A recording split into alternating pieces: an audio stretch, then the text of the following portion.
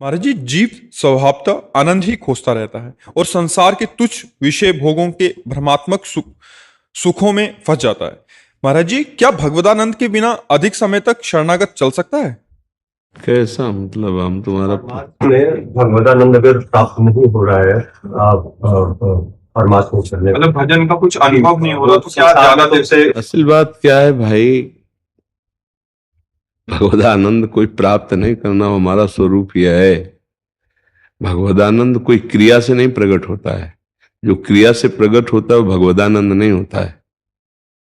क्रियाएं सब आदि मध्य और अंत वाली होती हैं। भगवदानंद एक रस होता है, वो हमारा स्वरूप है, वो कोई क्रिया से नहीं होता है। अब क्या है कि बच्चे हो, संसार में हो, तो हम उसको नीचे उतर कर कह रहे हैं।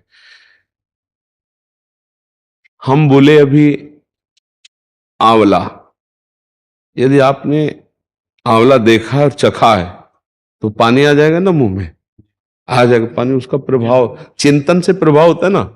वो असत वस्तु है, वो यहां है नहीं, उसकी सत्ता नहीं है, लेकिन प्रभु है। कहो सु कहा जहां प्रभु नहीं, सर्वम खलमिदम ब्रह्म नेनानास्ति किंचन मत्ता परतरम नान्यत किंचिदस्ति धनंजय। कोई कण ऐसा नहीं जहां मेरे प्रभु ना हो। एक असत वस्तु का चिंतन करे तो अपना प्रभाव दिखाती है। हम काम का चिंतन करें, किसी द्वेषी का चिंतन करें तो अभी गुस्सा आ जाएगा, काम आ जाएगा। तो हम राम का चिंतन करें, श्याम का चिंतन करें, भगवत चिंतन करें तो आनंद क्यों नहीं आएगा? ऐसा कैसे हो सकता है? हम भगवान का चिंतन करें, मुझे आनंद ना आवे, समझ रहे हो ना? जबकि असत पदार्थ नहीं है, हम उनका चिंतन करते हैं तो वो भाव भी आ जाता है, रस भी आ जाता है और सामने वो दृश्य भी आ जाता है। अभी कहें जैसे रसगुल्ला, हमने यदि कभी चखा है तो सामने आ जाएगा ना, चूंकि प्राकृतिक वस्तु है। अब अगर कह दो कि भगवदानंद हमने चखा नहीं, भगवदानंद तो मेरा स्वरूप ही है। चखने की तो बात जाने तो भगवदानंद मेरा स्वरूप ही है। अब मैं अपने स्वरूप को भूलकर देह में आ गया हूं, पक्की बात, यहां फंस गया।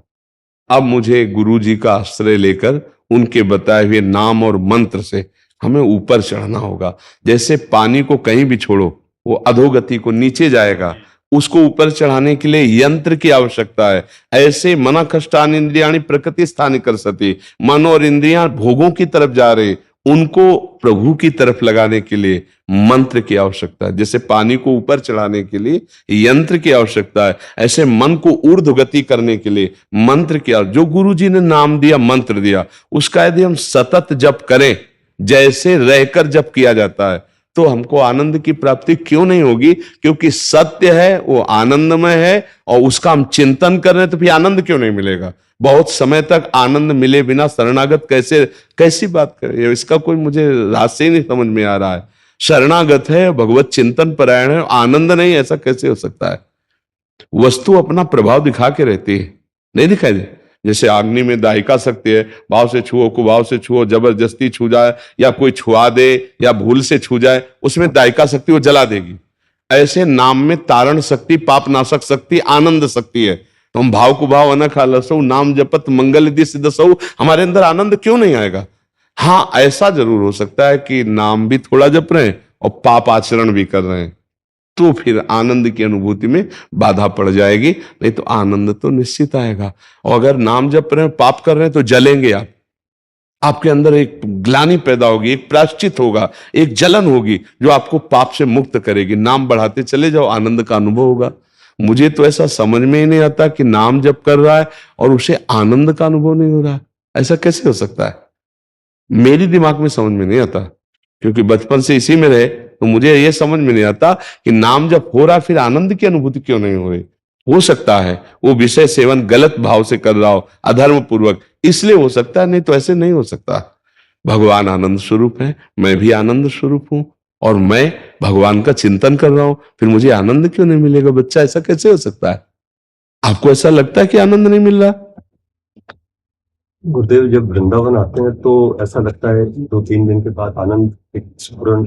अच्छा, इसका मतलब आप में अभी गलत आचरण है, बच्चा पक्की समझ लेना। नहीं तो वृंदावन हो या कलकत्ता हो या बंबई हो, हम जहां चिंतन करते हैं वहीं हम होते हैं। शरीर कहीं भी रहे, चिंतन प्रधान है। अगर हमारा चिंतन श्री कृष्ण का हो रहा है तो हम वृंदावन है बंबई में बैठे हुए, वृंदावन में बैठे हुए, हमारा चिंतन बंबई को हो रहा है तो हम बंबई में है। समझ रहे ला?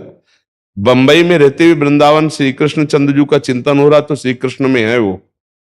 जहां चिंतन वहीं उपस्थिति मानी जाती है। अब हमारे गलत चिंतन, गलत दृश्य, गलत आचरण, थोड़ा नाम जब भी कर रहे हैं तो माना कि आनंद का फिर अनुभव नहीं होगा।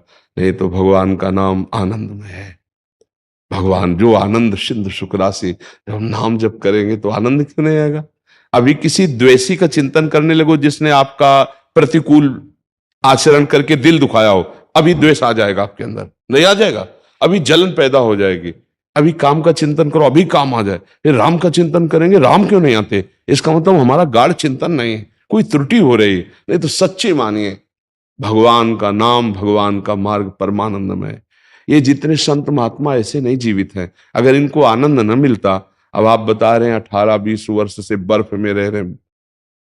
अब आप सोचो, शीतलता का समूह शरीर को पीड़ा देने वाला होता है। खान पान सुविधाएं, इनसे केवल नहीं जिया जा सकता। किसी भी व्यक्ति को हर सुविधा दे दी जाए और खान पान सामग्री दे दी जाए और उसे ऐसे देशों में रखा जाए, वो नहीं रहेगा, क्योंकि उसको आनंद चाहिए संसारिक। तो अगर इनको भगवदानंद नहीं मिला तो महात्मा जन कैसे रह रहे हैं? तो इनमें और आप में क्या अंतर है? इनमें आप में अंतर के आप संसार का आश्रय लिए, आप संसार के भोगों का चिंतन करते हैं, उसमें आनंद ले। इन अपने लोगों ने प्रभु का आश्रय लिया, प्रभु का चिंतन किया तो भगवदानंद की अनुभूति, आपको विषयानंद की अनुभूति। यदि आप वही करें तो पैंट शर्ट में भी आपको आनंद मिलने लगेगा। पैजामा कुर्ता पैंट शर्ट पहने हुए भी संत हो सकता है, क्योंकि संत हृदय की गति है। हमारा चिंतन यदि भगवदानंद में है तो हम भगवदानंद में जो मस्त है वही साधु है। तो बच्चा शरणागत है, भगवान का चिंतन करता है तो आनंद तो मिलेगा ही। अगर नहीं मिल रहा तो पापाचरण है, पक्की बात है। जो पापाचरण आप जान रहे हैं उनको छोड़ दीजिए, आनंद मिलने लगेगा। जैसे आपको मिश्री दी जाए और बगल में तमाकू दबा हो तो मिश्री का स्वाद नहीं, पहले तमाकू थूको, कुल्ला करो, फिर मिश्री खाओ तो अच्छा लगेगा। तो ये पाप आचरण जो होते हैं ना, बड़े कड़वे होते हैं, बड़े अशांति पैदा करने। तो पापवंत कर सहज स्वभाव, भजन मूर्ति भाव न काओ। तो पाप के द्वारा कमाया हुआ धन, पाप का आचरण, पाप का दृश्य, पाप का चिंतन, ये कैसे आनंद लेने देगा? है कुछ ऐसा जो आनंद में बाधा पहुंचा रहा है, उसको त्याग दीजिए, आनंद आने लगेगा। आप समझ पा रहे? और एक बच्चा बता दे, बिना ब्रह्मचर्य का संचय किए भगवदानंद में गति नहीं होती। इतना भी समझ, चाहे गृहस्थ हो चाहे विरक्त, उचित गृहस्थ उचित ब्रह्मचर्य का त्याग करे, सहवास करे, जो पुत्र आदि की प्राप्ति के लिए। नहीं तो ब्रह्मचर्य का वीर संचय ही करने वाला लौकिक और पारलौकिक उन्नति को प्राप्त होता है। और जो इस बात को नहीं समझ पा रहे तो उनकी बौद्धिक शक्ति बहुत कमजोर हो जाती है, उनका स्मरण शक्ति लोप हो जाती है। फिर वो इस अध्यात्म मार्ग में क्या, लौकिक मार्ग में भी जरा सी बात में गुस्सा हो जाना, जरा सी बात में वो डिप्रेशन में पहुंच जाना। तो इसलिए इस पर ध्यान दो, थोड़ा इसको भी सुधार करो, ठीक है? हाँ, उचित सात्विक आहार, अगर गृहस्थी में हो तो उचित सहवास, संयम, नियम, व्यायाम, प्राणायाम, जिससे आप शरीर स्वस्थ रहे, बुद्धि शुद्ध रहे। फिर भगवान के भजन में रति होती है और जैसे जैसे भगवदानंद बढ़ता जाएगा, विषयानंद भस्म होता जाएगा, वैसे वैसे अपने आप भस्म होता जाएगा। अच्छा ही नहीं लगेगा, अच्छा ही नहीं लगेगा, पक्का समझ लेना। पर नाम जब खूब बढ़ाओ और सत्संग सुनते रहो, ठीक है जी।